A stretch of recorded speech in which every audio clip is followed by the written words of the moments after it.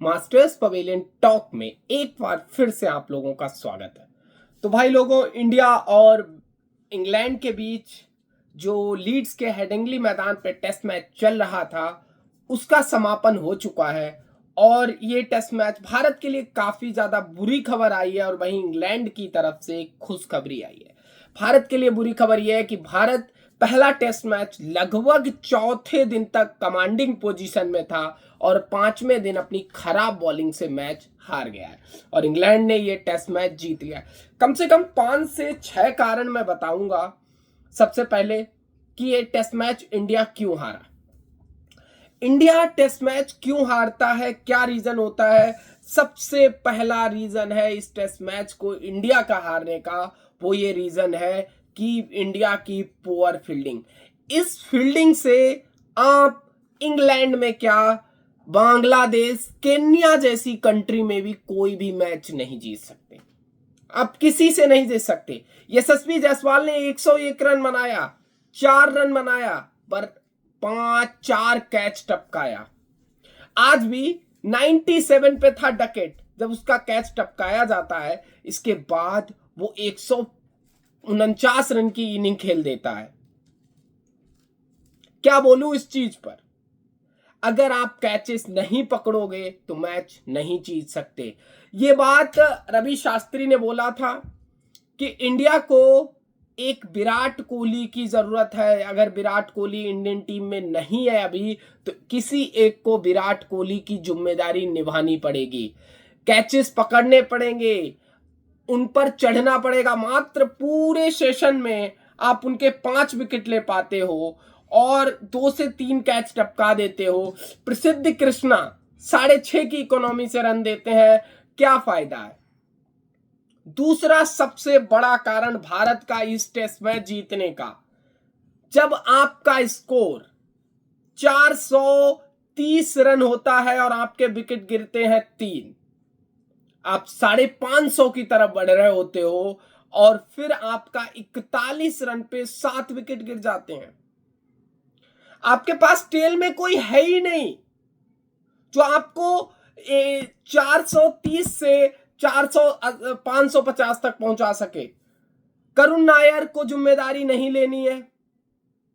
Commanding India के लिए एक नए कप्तान की कोई भी गलती नहीं है। यहां पर सब सुमन गिल के पीछे पड़ जाएंगे, उसकी कोई गलती नहीं है। अगर कैच नहीं पकड़ोगे, सुमन गिल क्या अपने हाथ ले जाके कैच पकड़ लेगा।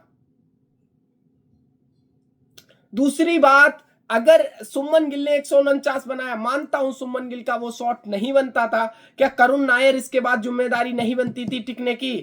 शार्दुल ठाकुर की जिम्मेदारी नहीं बनती थी? या फिर जिम्मेदारी नहीं बनती थी जसप्रीत बुमराह की? जिम्मेदारी नहीं बनती थी मोहम्मद सिराज की कि 10 रन भी बना सके? जब उनका टेल आपकी 100 रन की बढ़त को 6 रन की बढ़त में कन्वर्ट कर देता है, तो हमारी टेल 41 रन पे 7 विकेट क्यों गवा देती है। वही सेम कंडीशन रिपीट होती है दूसरी पारी में। हमारी स्थिति अच्छी चल रही होती है, 333 रन पे 4 विकेट होते हैं और हम अगले 31 रन के अंदर 6 विकेट गवा देते हैं और फिर वही प्रूफ हो जाता है कि हां, हम नहीं है डिजर्व। पहले 3-4 साल से क्या होता था? पहले 3-4 साल से यह होता था कि इंडियन टीम में हार, ऊपर के रन नहीं बनाते थे, नीचे के लोग रन बनाते थे। अब क्या, ऊपर से रन बनते हैं, नीचे के लोग 30-40 रन पे अपना ऑल आउट होकर निकल लेते हैं।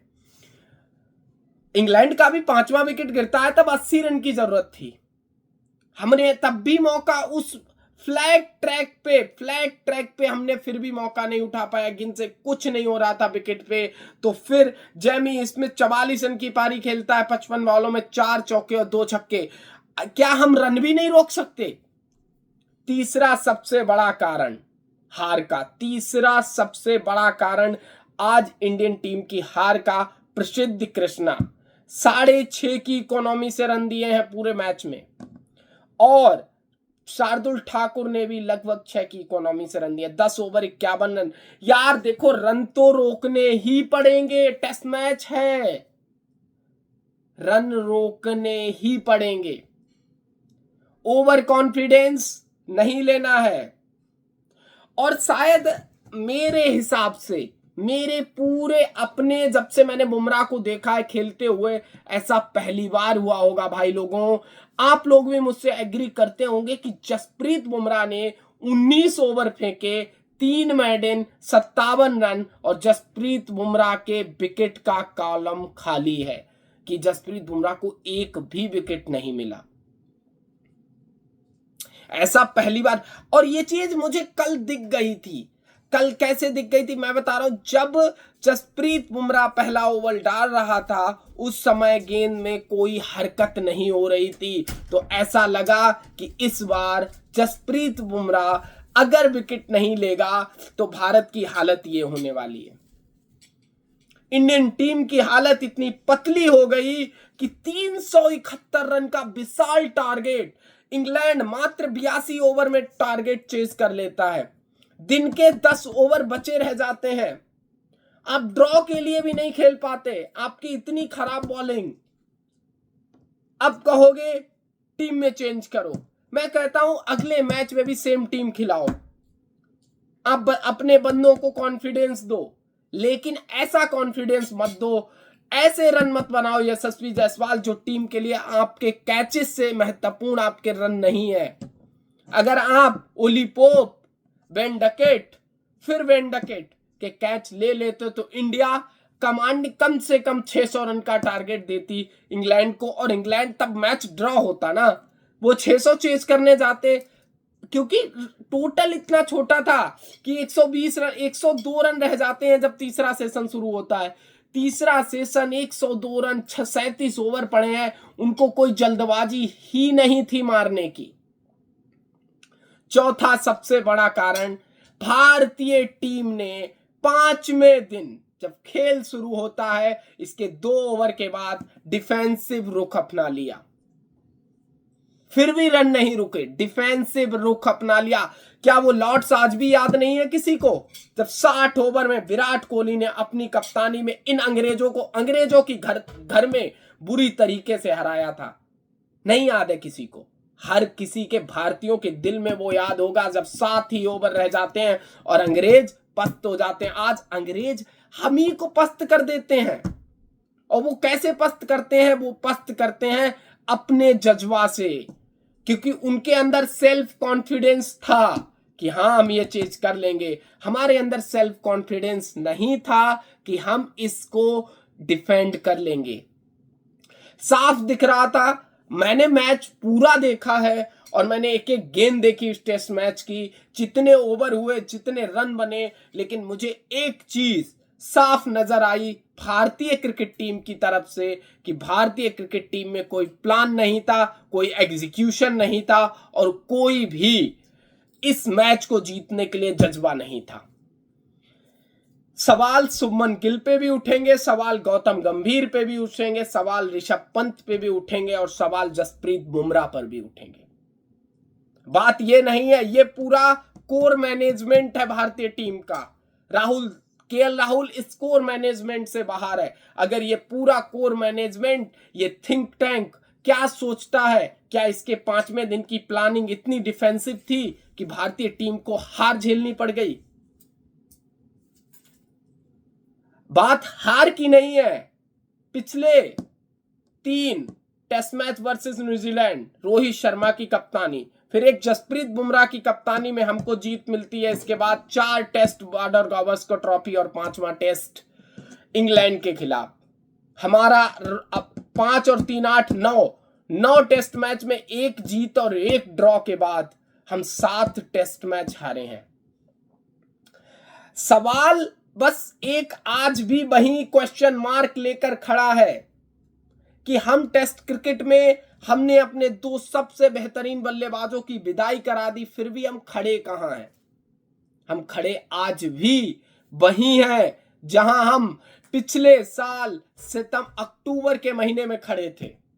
जब न्यूजीलैंड के खिलाफ हम पहला टेस्ट मैच हारते हैं, दूसरे टेस्ट मैच में कोई प्लान नहीं होता, हम सेम प्लान के साथ उतरते हैं, तीसरा टेस्ट मैच में भी कोई प्लान नहीं होता, हम सेम प्लान के साथ उतरते हैं। बॉर्डर गावस्कर ट्रॉफी में जसप्रीत बुमराह की कप्तानी में इंडिया जीतती है, रोहित की कप्तानी में इंडिया 3 लगातार टेस्ट मैच हारती है। हमारे पास कोई भी प्लान नहीं होता उन टेस्ट मैच को बचाने का। आज कप्तान चेंज हो गया, बैटिंग ऑर्डर चेंज हो गया, लेकिन प्लान कुछ नहीं दिखा कि टेस्ट मैच कैसे बचाया जा सकता था, कैसे नहीं बचाया जा सकता था। एक थर्ड क्लास बॉलिंग लेकर आए हैं भारतीय टीम वाले। टीम मैनेजमेंट अजीत अगरकर साहब मोहम्मद शमी को कहते हैं कि तुम रिटायरमेंट ले लो, तुम अब खेलने लायक नहीं हो। क्या तुम प्रसिद्ध कृष्णा से टेस्ट मैच जिताने की उम्मीद रखते हो? 6.5 की इकोनॉमी से रन दिए हैं। मोहम्मद सिराज ने बहुत बढ़िया बॉलिंग करी, तारीफ के काबिल बॉलिंग करी है, 3.5 की इकोनॉमी। वो बंदा विकेटलेस रहा, लेकिन उस बंदे ने रन लीक नहीं किए। प्रसिद्ध कृष्णा की तो एक भी गेंद ऐसी नजर नहीं आई जो अंग्रेजों को परेशान कर सके। 2 विकेट तो वो गिफ्ट में देकर चले गए। शार्दुल ठाकुर से उम्मीद कर रहे थे कि वो टेस्ट मैच जिताएंगे तुमको। बात टेस्ट मैच जिताने की नहीं है, बात मेरी सिर्फ आज भी गौतम गंभीर की सोच को लेकर है कि गौतम गंभीर कहां लैग कर रहे हैं टेस्ट क्रिकेट के अंदर। गौतम गंभीर लैग कर रहे हैं टेस्ट क्रिकेट के अंदर। सबसे बड़ी बात बताऊं तो वो कर रहे हैं अपने पुअर मैनेजमेंट को। वो सोच रहे हैं टेस्ट क्रिकेट 2014 वाला, 2013 वाला, 2011 वाला, जहां टेस्ट क्रिकेट चरम पर नहीं था। टेस्ट क्रिकेट टीमें उस तरीके से नहीं खेलती थी कि 5वें दिन हम जीतने नहीं जाएंगे। तुम डिफेंसिव फील्ड लेकर के तुमने उनको मौका दे दिया कि हम अटैक नहीं कर रहे, हम ड्रॉ के लिए जा रहे हैं। सच में मुझे सेम फीलिंग आया। 2 ओवर हुए थे, जसप्रीत बुमराह के तीसरे ओवर में 2 स्लिप थी, 1 गली थी। 4 स्लिप होनी चाहिए थी, 1 गली होनी चाहिए थी, 1 बैकवर्ड पॉइंट होना चाहिए था। और इस फील्डिंग के साथ डकेट क्या, क्रॉली भी आउट होता। यही विराट कोहली की अप्रोच थी जब 60 ओवर में 280 रन चेस करने थे अंग्रेजों को, और अंग्रेजों की धरती पर 130 पे ऑल आउट किया था। वो दिन याद करो जब 4 स्लिप लेके वो बंदा फील्डिंग करता था, कहता था मुझे किसी से डर नहीं है। कैसे कैसे यार, वो कमेंट्री बॉक्स में रवि शास्त्री, दिनेश कार्तिक, संजय मांजेकर की तो बात छोड़ दो, वो तो पागल आदमी है। रवि शास्त्री, दिनेश कार्तिक, हर्षा भोगले, सुनील गावस्कर, सबके सब विराट कोहली को याद कर रहे थे आज।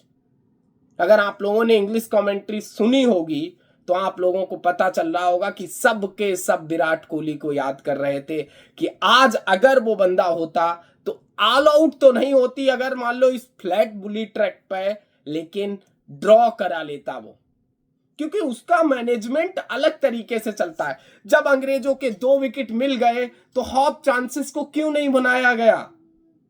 क्यों 3 स्लिप के साथ फील्डिंग नहीं लगाई? जब जिस समय हैरी ब्रूक का विकेट मिला, फिर अटैक करना चाहिए था, फिर डिफेंसिव माइंडसेट से टेस्ट मैच कभी नहीं जीते जाते। वो 2 महेंद्र सिंह धोनी भी जब इंग्लैंड गए थे तो उन्होंने भी डिफेंसिव माइंडसेट के साथ आए थे और 4-0 करा के गए, फिर 3-1 करा के गए। वही सेम हाल सुमन गिल का चल रहा है। वो भी डिफेंसिव माइंडसेट के साथ टेस्ट मैच खेलने आ रहे हैं, और डिफेंसिव माइंडसेट के साथ आप टेस्ट मैच नहीं जीत सकते। मेरी एक सोच अब हो चुकी है कि भारतीय टीम इस WTC साइकिल में अगर इसी तरीके से खेली तो अंतिम पोजीशन पर भी फिनिश कर सकती है। कोई उम्मीद नहीं रखनी है। अजीत अगरकर पहले कहते हैं सुमन गिल से कोई उम्मीद नहीं रखनी। भाई मुझे क्यों नहीं उम्मीद रखनी है? हम क्यों नहीं उम्मीद रखें? हमें क्यों नहीं उम्मीद है? हम एक भारतीय फैन है, हमें उम्मीद क्यों नहीं है कि सुमन गिल टेस्ट मैच में अपनी टेस्ट कप्तानी में एक टेस्ट मैच जिता के दिखाएं? बात ये नहीं है। मैं अभी पूरा एनालिसिस आपको बताया। 5 हार के कारण शुभमन गिल को चलो सपोर्ट नहीं मिला फील्डर्स से। ऋषभ 1 कैच जडेजा छोड़ते हैं, 1-2 कैच ऋषभ पंत खुद टपका देते हैं विकेट के पीछे, 4 कैच यशस्वी जायसवाल छोड़ते हैं। आज यशस्वी जायसवाल का वो 100 और उन 4 कैचों से ज्यादा खल रहा है। अगर वो 100 नहीं होता, इंडिया के 360 रन होते, लेकिन आप वो 4 कैच पकड़ते तो हम मैच में वापस रहते, क्योंकि 4 कैच बहुत इंपॉर्टेंट होते हैं। जसप्रीत बुमराह, देखो यार, बुमराह ने पूरा का पूरा जोर लगाया है। कोई अब बुमराह को विलेन मत बनाने लगना आप लोग कि हाँ बुमराह को विकेट नहीं मिले। यार बुमराह क्या पूरे इंडियन टीम में बुमराह ही है? अकेला बुमराह नहीं है, सारे के सारे खिलाड़ी अगर जिम्मेदारी से खेलेंगे तभी टेस्ट मैच जीता जाएगा, नहीं तो इंडिया की हालत यही होगी। 4 अगस्त को आप देख लेना, आप बोलोगे ज्यादा लेकिन आपकी हालत 5-0 के साथ समाप्त होगी। आप रन बना लोगे, 600 रन का आपका श्रृंखला खत्म हो जाएगा, लेकिन इंडिया को जीत नसीब नहीं होगी। विराट कोहली की श्रृंखला 350 रन की रहती है, 400 रन की रहती है, लेकिन इंडियन टीम को जीत नसीब होती है। यार देखो, बाकी आप देखो, इन लोगों ने जैक क्रॉली 65 बना के जाता है, डकेट 149 बना के जाता है, ओली पोप का विकेट ले लेते हैं, प्रसिद्ध कृष्णा बहुत अच्छी बॉल थी, रूट नॉट आउट रहते हैं, स्टोक्स 33 बना के जाते हैं, और जेमी स्पिच वाला फिर भी कार्ल स्टैंगी और शोएब बशीर मैदान पर बचे हुए थे। भारत की तरफ से जडेजा भी 4.5 की इकोनॉमी से रन देते हैं, शतक जडेजा भी बनाते हैं अपने बॉलिंग में। कोई पहला विकेट 188 रन पर गिरता है भाई लोगों, कैसे, मतलब कैसे एनालिसिस करी जाए यार। 206 पे दूसरा गिरता तब भी अटैक नहीं होता है, तीसरा 253 के गिरता है तब तो अटैक करना चाहिए था, क्योंकि अभी भी 120 रन चाहिए थे टेस्ट मैच को। चौथा विकेट तुरंत मिल जाता है, अभी भी 120 रन चाहिए। पांचवा विकेट जब 302 पे मिलता तब भी 69 रन चाहिए थे। यार क्या मतलब, मुझे अभी भी समझ नहीं आ रहा है कि गलती कहां हुई है।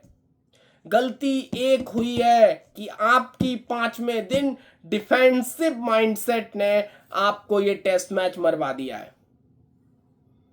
आपको अपना माइंडसेट चेंज करना पड़ेगा अगले टेस्ट मैच में, चाहे अगला टेस्ट मैच आपके विपरीत चला जाए। यार ये मैच हार जाते हम, मुझे कोई गम नहीं थे, हम 50 ओवर में हार जाते, 370 वो चेंज कर लेते 50 ओवर, हमारी 4 स्लिप खड़ी होती, एक गली खड़ी होती, एक बैकवर्ड पॉइंट खड़ा होता। भाई कांपता है आदमी कि हाँ कोई गेंद अगर एज लग के स्लिप के हाथ में चली गई फिर तो ड्राइव खेलने से डरता है। जब उनको पता है कि अगर एज लगेगा तब भी तो खाली स्थान है ना। आप डिफेंसिव फील्डिंग और डिफेंसिव माइंडसेट के कारण टेस्ट मैच हारे हो, ये बहुत बड़ा कारण है। बॉलिंग की कोई बात नहीं करनी, लेकिन सबसे बड़ी बात जो करनी थी वो मैंने बता दी। केएल राहुल की तारीफ करनी पड़ेगी भाई, और सबसे बड़ा शुभमन गिल का कप्तानी में रिव्यू भी, 3 के 3 रिव्यू और तीनों खराब। भाई इमोशनल होके रिव्यू नहीं लिए जाते कि जायसवाल ने बोला ए बल्ले में लगी है ले लो, उधर ऋषभ पंत बोला मुझे थोड़ा सा डिफ्लेक्शन दिखा ले लो, अच्छा सिराज साहब अरे ये 3 स्टंप पे लग रही ले लो। अरे भाई रिव्यू ऐसे नहीं लिए जाते हैं। शुभमन गिल को अभी बहुत काम करना है अपनी कप्तानी में। और यार एक चीज चाहे मानो या ना मानो, एक सीनियर प्लेयर की जरूरत है अभी भी इस टीम में। पूरी टीम बिखर जाती है, तोड़ जाती है। राहुल से उम्मीद अब लगानी पड़ेगी, राहुल और जडेजा दोनों को सीनियर प्लेयर का रोल निभाना पड़ेगा भाई, नहीं तो ये टीम सच में, ये टीम केन्या से भी हार सकती है, ये टीम बांग्लादेश से भी हार सकती है, ये टीम पोर्कियों से भी हार जाएगी, क्योंकि इस टीम में इनएक्सपीरियंस है ये टीम, मान लिया, लेकिन इस टीम में सबसे बड़ी कमी है वो एक्सपीरियंस, वो अग्रेशन की कमी है, जो छाती ठोक के कहता है कि हाँ मैं मैच जिताएगा। उस अग्रेशन की कमी, चाहे वो रोहित शर्मा होते चाहे विराट कोहली होते, और अग्रेशन अगर नहीं आएगा तो नहीं जीत सकते भाई लोगों। और देखो मैं इतना ही बोलूंगा, ज्यादा मुझे बोलने की यार देखो इजाजत भी नहीं है, मैं खुद बोलना नहीं चाह रहा, क्योंकि मैं खुद आज की इंडिया के 4 दिन की बहुत अच्छी परफॉर्मेंस थी। मैं कैच छोड़ने पे भी नहीं चलता, चलो ठीक है कैच छूट गया, छूट जाते हैं यार कैच, मतलब कोई बात नहीं, नए बंदे नए लड़के हैं, लेकिन आज जिस तरीके की फील्डिंग और जिस तरीके का माइंडसेट था उससे मुझे बहुत निराशा हुई कि डिफेंसिव माइंडसेट से टेस्ट क्रिकेट या टेस्ट मैच नहीं जीते जाते। तो भाई लोगों बस इतना ही, मिलते हैं अगली वीडियो में, तब तक के लिए धन्यवाद, और चैनल को सब्सक्राइब करो, वीडियो को लाइक करो, धन्यवाद।